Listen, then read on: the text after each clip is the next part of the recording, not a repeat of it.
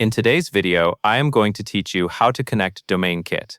By the end of this walkthrough, you will have your custom domain connected by adding the correct DNS records at your domain provider and then verifying the setup inside your account. To begin, open your DomainKit dashboard and look to the bottom left corner of the screen. Click your profile icon or your company name. A small menu will appear. From that menu, select Settings. This is the area where you manage account-level configurations, including domains. Once you are in Settings, look at the left sidebar and find the option labeled Custom Domains. Click Custom Domains to open the Domain Management page. This is where you can add a new domain and see any domains you have already connected. Now click Add a Domain. A field will appear asking for your domain name. Carefully type the domain you want to connect.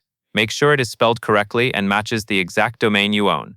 When you are ready, click Save. Saving will generate the DNS information you need to add at your domain registrar or DNS host. After you save, you will see DNS records displayed on the screen, usually including an A record and a CNAME record.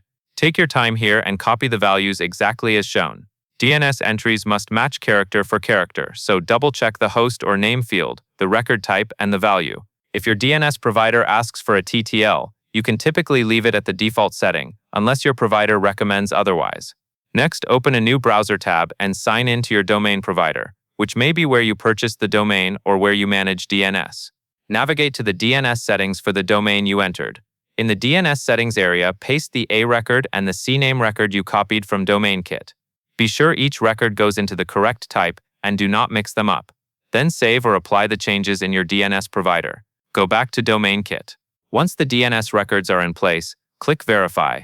Verification checks whether your DNS updates have propagated and whether the records match. If it does not verify immediately, wait a little and try again, since DNS can take some time to update depending on the provider. That covers everything you need to know, and that is all there is to it.